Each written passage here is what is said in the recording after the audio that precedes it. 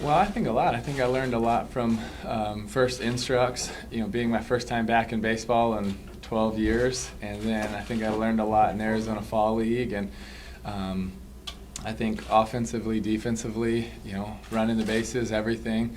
And then I think I probably learned as much in the off season working with, being able to learn a lot from Goody in the fall league, and then kind of after continue to work with him, and then being able to work with K Long and Murphy a lot this off season, Chad Moeller as well, to be able to really learn from those three guys and continue to pick their brains and just train, and also not necessarily be forced to go over something and then repeat that in a game. To be able to go over something, then go over it again, then go over it again, and be able to do that process for, 10, 15 days in a row before you move on to the next thing.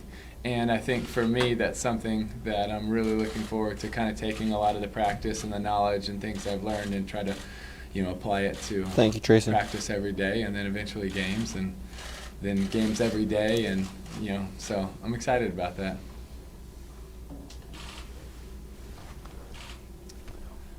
All right, good talk. Tim, how comfortable are you with you're being marketed here? Never played in a minor league game, let alone a major league game. Curtis Granderson sure is not up there, but yours is. Are you okay with that? I don't really pay attention to it.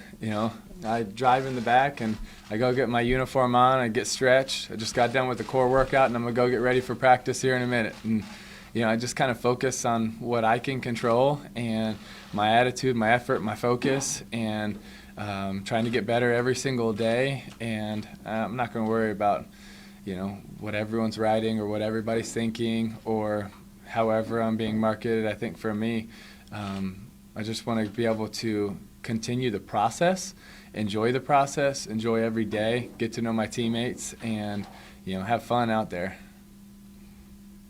Yes, sir. Now that you've had some experience on the baseball side of things, have you found that this is a bigger challenge than you thought, or is it? I don't think it's a bigger challenge than I thought. Obviously, I knew it was a big challenge, right? You're picking up the sport after 12 years of not playing, so I understood it. And I think part of the challenge in it being so hard is part of why it's so fun, and why it's something that I'm enjoying and loving. It's because it's a hard game. It's not an easy thing to do. Hitting baseball is one of the hardest things in sports, but I enjoy the process very much. Tim, what would you say your goal is coming out of here? I think one goal would be better every day. I think another, I know that sounds cliche, but it's kind of true. And I would say the other goal is to take the progress and the things that I've learned the last 3 months and apply those every single day, and not just hold on to the things that I worked on and where I improved, but continue to build onto those things. And then when game time comes to, apply those and, get hits and make outs and, go have fun. Tim, how did you meet with Murphy, or how did you know him, and what was the most important thing that he told you? Well, we happen to be neighbors, so that helps. So I baked a dish and brought it over. That's not true. That's a lie. No, we became friends. We're both from Jacksonville, and we had the Mets tie, and heard a lot about each other, and we got the opportunity to meet, and so we just became friends, and we went up to a place right by our houses and trained a lot, and it's just fun. I think he's kind of as much of an addict for sports as I am, and so it's like even Thanksgiving morning, we were out there hitting before he had to go back and get to his wife and his family, because he was begging for a couple hours to get away. Like, that's how addicted he is, and that's also how helpful he was to me. It's like we're just continuing to grind every day and work hard and try to improve. And he's someone that is extremely analytical, and so I think that also helps making him a really good coach, as he thinks through a lot of the game and the processes and situations, and so that was very helpful for someone that's very new at it. Hey Tim, what have you learned about the mental approach to baseball compared to football or the SEC? Well, I think, it's sports in general is so much about how you're able to handle things mentally, and that's not just the highs. I think it's also the lows, and I think that baseball can really exploit that if you're not ready for it, to be able to handle the droughts and to be able to handle the highs and the lows and go through those times, and I think, I've already been able to experience some. When I went to AZ Fall League, I think I was 0 for my first 13, and so it was like, okay, that's going to happen, and it was like, okay, I'm going to bounce back from it, and I feel like I was able to do that, and it's not something that is just you learned and it's done. It's a continual process. Every day, every opportunity, every at bat, always learning, and it's pulling from other things that I've had to go through, whether it's been on different teams, the Broncos, the Jets, the Patriots, whatever, those highs, those lows, and being able to pull on everything I've been through in sports, certain things in life, and all of that makes up your mental mindset, how you view it, how you approach it, how you handle pressure, every single thing. And so I think so many of my experiences have helped me and prepared me for the highs and lows of baseball as well. Tim, do you have a personal goal where you hope to be when the end of March rolls around? Not really. I think for me, it's just I'm going to focus on today, finishing this press conference, and then going to do a warm-up and just the next thing. And I learned a long time ago that you have to take it one day at a time, and that's something that I'm going to do.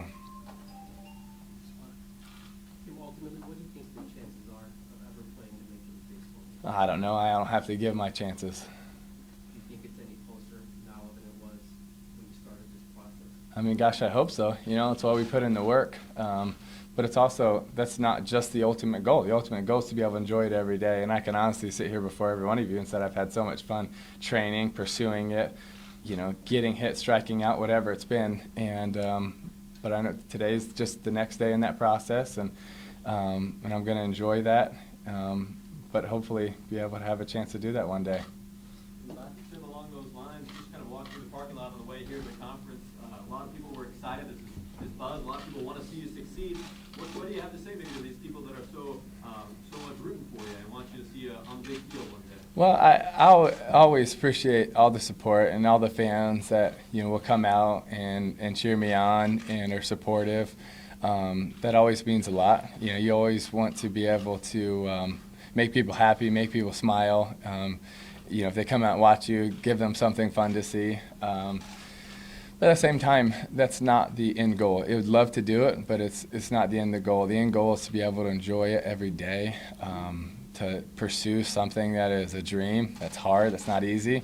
But I think that's a lot of times, dreams become very special is when you can't just accomplish it because it's easy. You got to work for something. And I'm excited about that opportunity to work for this and pursue it. And in the meantime, hopefully make some people's day by being able to give them a hug or sign an autograph or, get a couple hits, hopefully.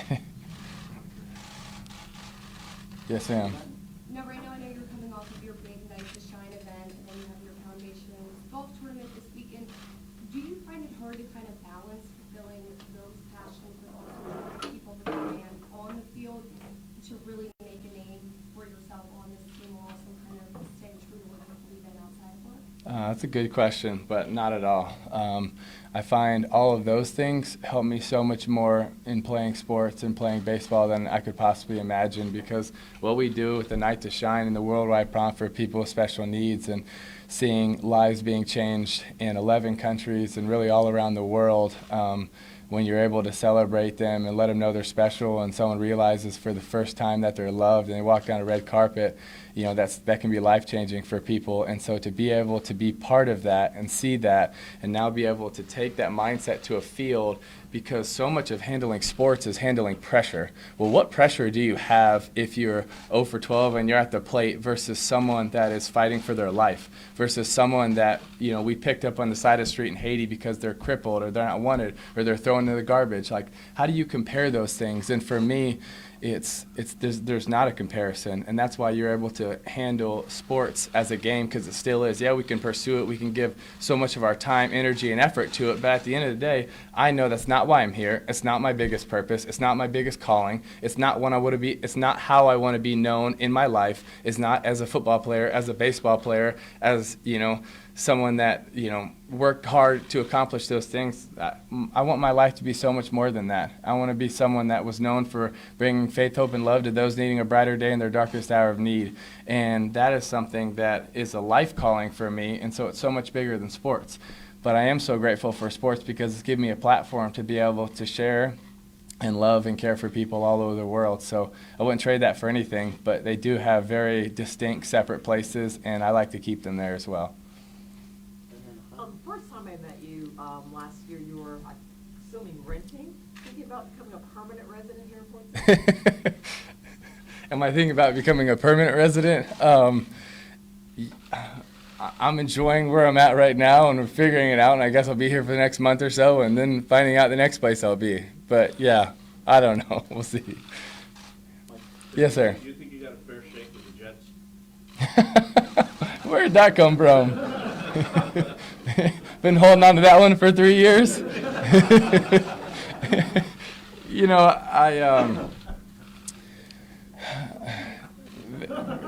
That's not for me to decide at all. I think the one thing with the Jet situation was I learned so much from it, and I'm grateful for it.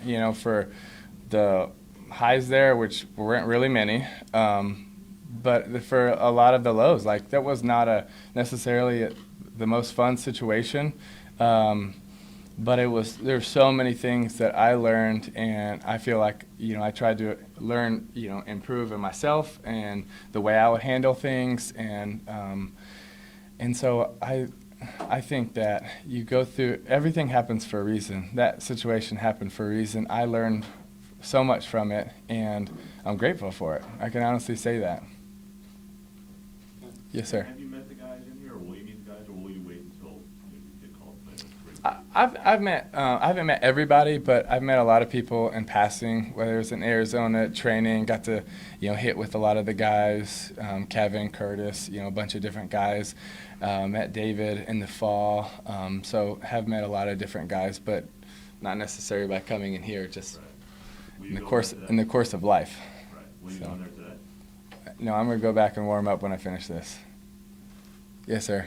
Hey, Tim, how much has your swing changed in the last 6 months? That's a good question. I think there's been some certain things that have changed with it, whether it's been certain rhythm things or place my foot or how close I am to the plate. There's been pieces of it that have changed, but I say overall as a swing, like I haven't totally changed my swing at all, no.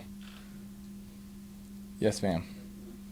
Do you have any sort of emotions or anticipation about going into the big league clubhouse for the first time, meeting some of those guys, or anyone in particular you're looking to connect with? Well, I think just all the guys that I have met, it's been awesome. Learned from so many of them.